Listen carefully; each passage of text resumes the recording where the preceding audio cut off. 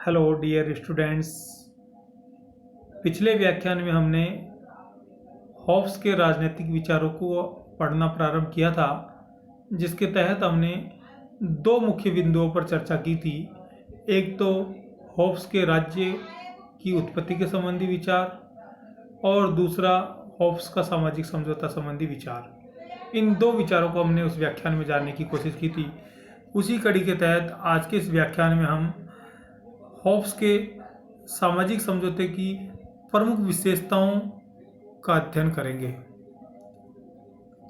Thomas Hobbes ने अपने सामाजिक समझौते के माध्यम से जिस प्रकार के राज्य की स्थापना करना चाहिए या चाहता है, उसकी प्रमुख विशेषताएं निम्न प्रकार है कि वह कैसे राज्य की स्थापना करना चाहता है। हम उन विचारों को यहाँ समझने की कोशिश करेंगे। पहला, समाज, राज्य व सरकार में अंतर नहीं होता, अर्थात कार्यपालिका की समाप्ति के साथ ही राज्य और समाज भी समाप्त हो जाता है। हॉब्स के सामाजिक समझौतावादी विचार हैं, यानी समाज, राज्य और सरकार में ज़्यादा कोई अंतर नहीं होता। कार्यपालिका यदि समाप्त हो गई तो राज्य और समाज दोनों एक साथ में समाप्त हो जाएंगे।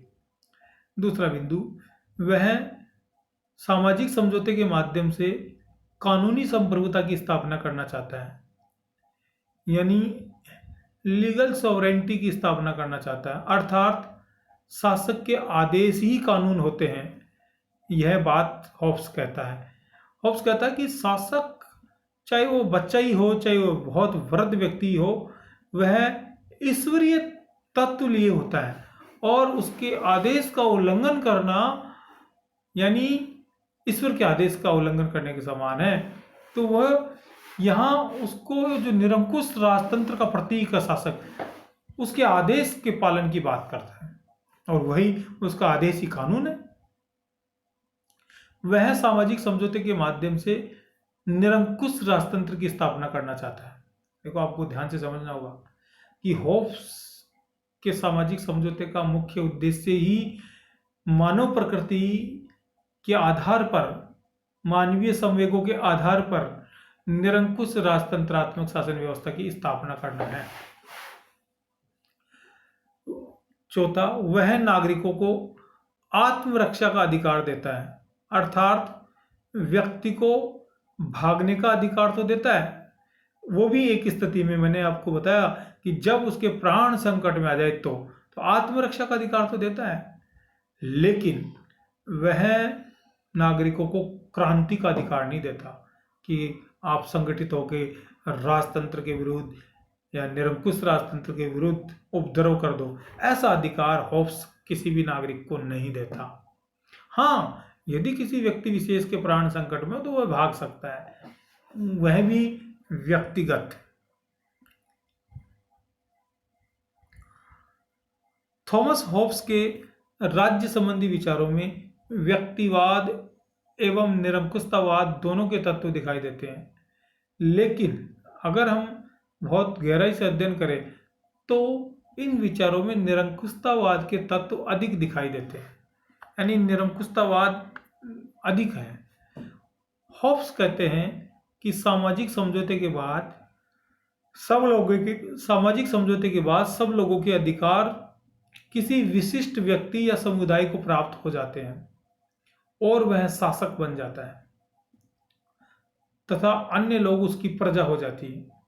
ये भी सामाजिक समझौते की एक विशेषता है कि सामाजिक समझौते के बाद में जो लोगों के समस्त अधिकार और लोगों के समस्त जो उनके समस्त अधिकार थे, लोगों के समस्त जो कर्तव्य हैं, वे सब एक व्यक्ति या व्यक्ति समुदाय में एकत्रित हो जाते हैं और वह शासक बन जाता है।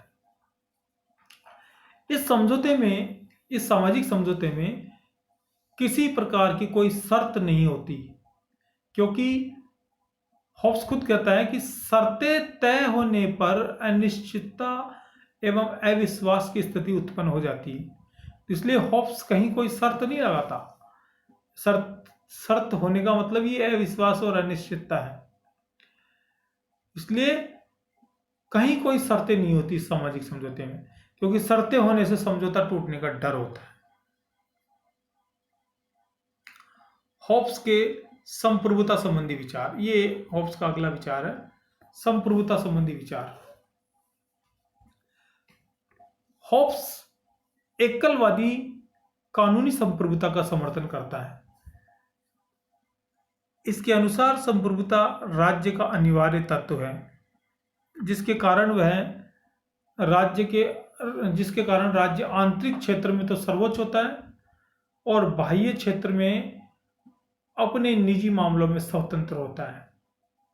राज्य की इस संप्रभु शक्ति का प्रयोग कार्यपालिका के माध्यम से किया जाता है। हॉब्स कानूनी संप्रभुता के संबंध में फ्रांस के विचारक जीन बोंदा से बहुत प्रभावित है। यानी फ्रांस के जीन बोंदा ने 1576 में एक पुस्तक लिखी, द 6 बुक्स ऑन रिपब्लिक, और उसमें उन्होंने पहली बार संप्रभुता के संबंध में बात कही थी। तो हॉब्स फ्रांसीसी विचारक जीन बोंदा से बहुत प्रभावित है और उन्हीं के विचारों को आगे बढ़ाता है।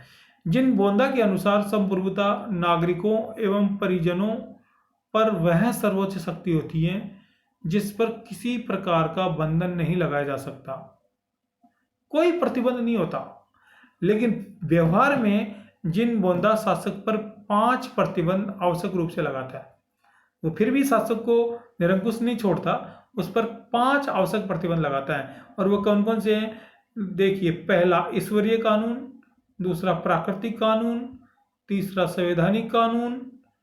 ये प्राकृतिक कानून, ईश्वरीय कानून, संवैधानिक कानून की बात आपने देखा होगा कि थॉमस एक्विनास भी करते हैं। सामाजिक रीति रिवाज और संपत्ति का प्रतिबंध, ये 5 प्रतिबंध शासक पर लगाता है जीन बोंदा। जो 5 प्रतिबंध जीन बोंदा शासक पर लगाता है, हॉब्स उसके विपरीत उन प्रतिबंधों से शासक को मुक्त कर देता है। यानी हॉब्स के विचार यहां जीन बोंदा के विचारों से भिन्न है। सेबाइन भी कहते हैं कि हॉब्स संप्रभुता की परिभाषा नहीं देकर संप्रभु की परिभाषा देता है। यानी वो संप्रभुता की बात नहीं करता, अपितु संप्रभु यानी जो निरंकुश होता है, जो सर्वोच्च शक्तिशाली होता है, जिसके पास सारी शक्तियां केंद्रित होती, उसके पक्ष में बात करता है। हॉब्स के अनुसार संप्रभु वह व्यक्ति होता है जो समझौते का भाग नहीं होता, अपितु समझौते का परिणाम होता है। ये बात मैंने पहले पिछले व्याख्यान में बताई कि हॉब्स का निरंकुश राजतंत्र, हॉब्स का लेवियाथन, हॉब्स का निरंकुश शासक समझौते का भाग नहीं होता, अपितु समझौते का परिणाम होता है, क्योंकि वह समझौते में शामिल नहीं होता। थॉमस हॉब्स संप्रभुता की निम्न 5 विशेषताएं बताता है। इनकी संप्रभुता की कुछ विशेषताएं, उनके संबंध में भी बात कर लेते हैं। संप्रभुता सर्वोच्च एवं निरंकुश होती है। पहली बात कि संप्रभुता सर्वोच्च होती है, सर्वोच्च का मतलब उससे ऊपर कोई नहीं है, और निरंकुश होती है। दूसरा, संप्रभुता नागरिक समाज एवं राज्य का अनिवार्य अंग है। इसके बिना समाज और राज्य का कोई महत्व नहीं है। यदि संप्रभुता समाप्त हो गई तो ये समझ लीजिए राज्य स्वतः ही समाप्त हो जाएगा। तो संप्रभुता नागरिक समाज और राज्य का अनिवार्य अंग है। तीसरा, संप्रभुता अदेयी होती है, यानी किसी को दी नहीं जा सकती। ऐसा नहीं कि दे दे किसी को कि ठीक है 10 दिन के लिए ये संप्रभुता आपके पास, नहीं। संप्रभुता अदेयी होती है। संप्रभुता अविभाज्य होती है, बांटी नहीं जा सकती कि लो थोड़ा हिस्सा आप रख लो, थोड़ा आप रख लो, थोड़ा नहीं, अविभाज्य होती है। और 5वां अंतिम, संप्रभुता न्याय का स्रोत, कानून का स्रोत, प्रशासनिक शक्तियों का स्रोत एवं विचारों का स्रोत होती है। यानी इन सब चीजों का एक कॉमन एस्पेक्ट है संप्रभुता, न्याय का, कानून का, प्रशासनिक शक्तियों का और विचारों का एक पुंज है। थॉमस हॉब्स के संप्रभुता संबंधी विचारों की बहुत से बहुलवादी विचारक आलोचना भी करते हैं, जिनमें प्रमुख हैं सर हेनरी मैन एवं लॉस्की, हेराल्ड जोसेफ लॉस्की। ये एकलवादी संप्रभुता की बात जो व्यक्ति करते हैं, जैसे हॉब्स के जैसे जो एकलवादी संप्रभुता की बात करते हैं, उनकी आलोचना ये बहुलवादी करते हैं। और बहुलवादियों में लॉस्की और हैं सर हेनरी मैन प्रमुख हैं। यह हॉब्स की संप्रभुता के संबंध में भी हॉब्स के संप्रभुता संबंधी विचारों के संबंध में भी आलोचना करते हैं, क्योंकि ये विभाज्य मानते हैं उसको, वो ये बांटी जाने योग्य मानते हैं, देने योग्य मानते हैं।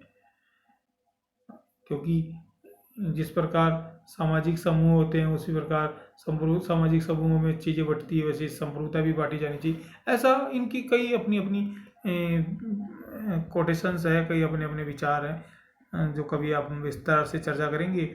ये पार्ट फर्स्ट की कक्षाओं में संप्रभुता संबंधी एक टॉपिक दिया गया है और उसमें काफ़ी विस्तार से ये बातें बताई गई है। आप सभी लोगों ने मेरे इस व्याख्यान को ध्यान से सुना, इसके लिए आप सभी का बहुत धन्यवाद एवं आभार। और यदि आपको मेरा ये व्याख्यान पसंद आया तो आप इसे लाइक कर दीजिए, शेयर कर दीजिए। इससे आगे की बात हम अगले व्याख्यान में करेंगे। धन्यवाद।